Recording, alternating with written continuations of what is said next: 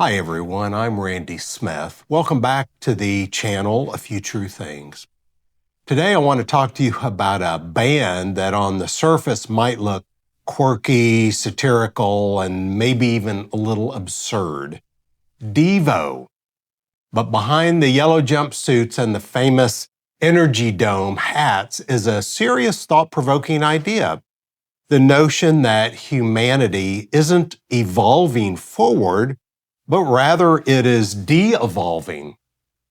I just watched the Netflix special on Devo, and it was really excellent, and I wanted to share why their story struck me, and also connect it to some deeper questions, scientific, philosophical, even theological, about the direction humanity is headed.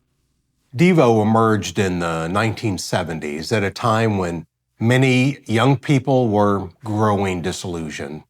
One of the founding members started college with that post-World War II optimism, that sense that humanity was moving towards progress and enlightenment and peace. But then came the Kent State shootings in 1970. He was actually there. He saw friends and classmates shot by the National Guard during the anti-war protest. That traumatic event shattered his faith in the idea that society was naturally advancing. Suddenly, the story of evolution and progress just didn't fit the world he was living in. Instead, he began to suspect that humanity might actually be slipping backwards into violence, conformity, and irrationality. That became the seed of the concept called de-evolution. Now, Devo didn't just write songs about this, they embodied it. The stiff robotic movements, the industrial sounds, the satirical lyrics, all were designed to hold up a mirror to society. Now, I'll be honest, in the 1980s, I was a big fan. I bought their albums. Here are some of them I still own. And I listened to their music a lot. And I even saw them in concert once. At the time, I loved the music and the energy. But looking back now, I can see there was so much more going on beneath the surface. They weren't saying we're hopeless and doomed. Rather, they were warning, look around. This is what happens when we give up on reason, when we blindly conform, when technology dehumanizes us instead of liberating us. Their art was satire, but with a serious edge. And in the 1980s, that struck a chord with people who felt that modern life was speeding up, becoming more artificial, more controlled. From a scientific standpoint, evolution isn't goal-directed. It doesn't guarantee progress. It simply means adaptation to changing environments. Now, sometimes species actually lose abilities if they're no longer useful. Cave animals lose their sight. Parasites have been known to simplify their body plans. So in principle, humans could evolve in ways that seem like regression. Humans could become more aggressive, more tribal, even more ignorant if those traits became survival advantages again. So Devo's idea isn't literally about rewinding the clock, but they were onto something. There's no scientific law that says humanity must become more rational or more peaceful. Evolution doesn't promise that.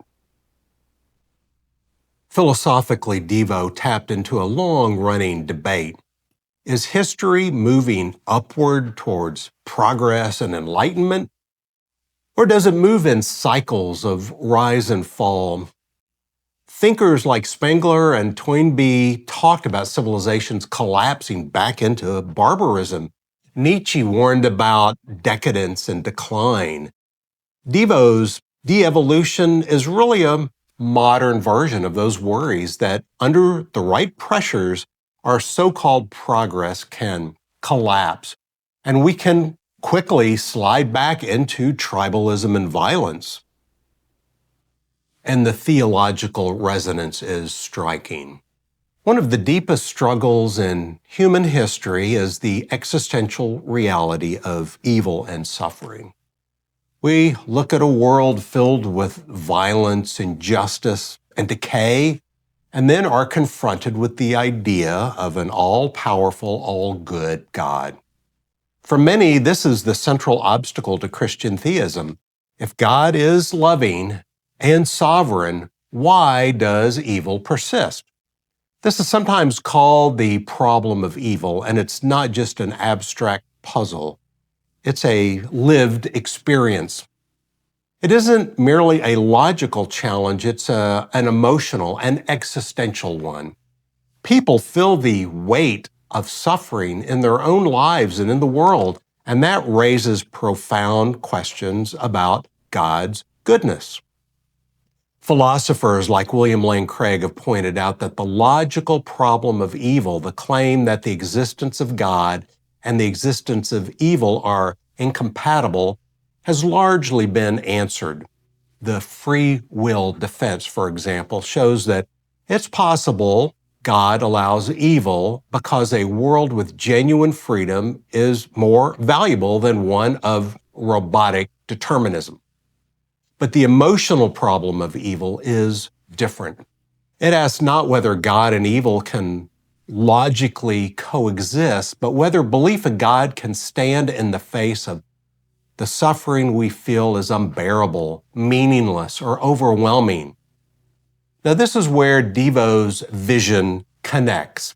Their de-evolution theme satirically illustrates the human sense that things are not getting better, that suffering and cruelty keep cycling back. And from a theological standpoint, that despair is understandable. But it also points us towards the need for something beyond ourselves. Beneath the quirky synths and satirical lyrics, Devo's music rests on a bedrock of metaphysical commitments.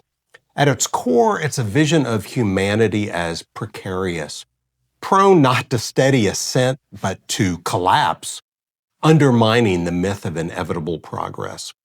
Their ironic slogan, de-evolution, is not just a social critique, but a metaphysical claim.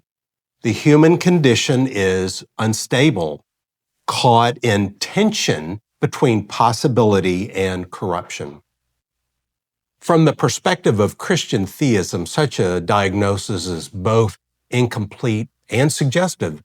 Christianity insists that creation is good but fallen, that decline and suffering are not illusions, but the lived reality of this broken world.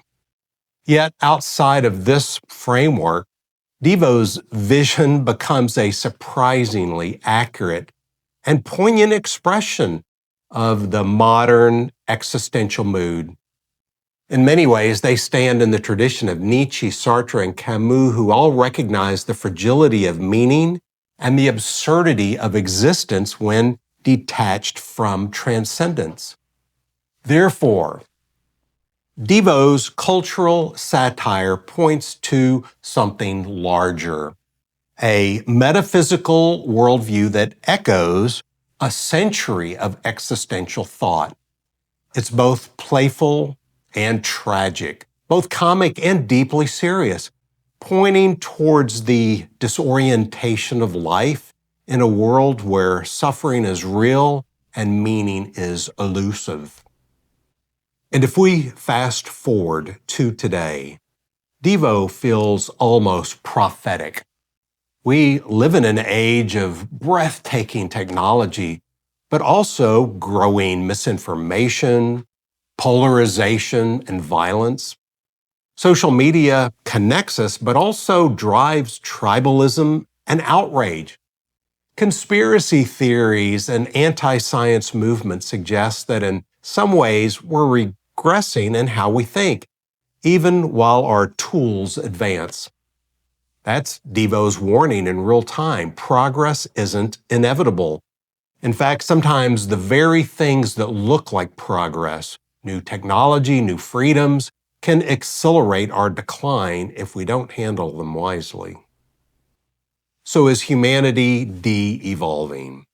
Devo wasn't giving us a scientific thesis as much as an artistic, satirical warning. They were saying, don't assume we're moving forward. Pay attention. Wake up. Otherwise, you might not like the direction we're headed. And maybe that's why their music and imagery still resonate. Because behind the humor and the oddness is a serious truth. Progress is fragile. If we want real evolution towards wisdom, justice, compassion, we have to choose it. Thanks for joining me in this reflection. If you enjoyed this video, don't forget to subscribe to A Few True Things for more conversations at the intersection of science, philosophy, and faith. And I'd love to hear from you.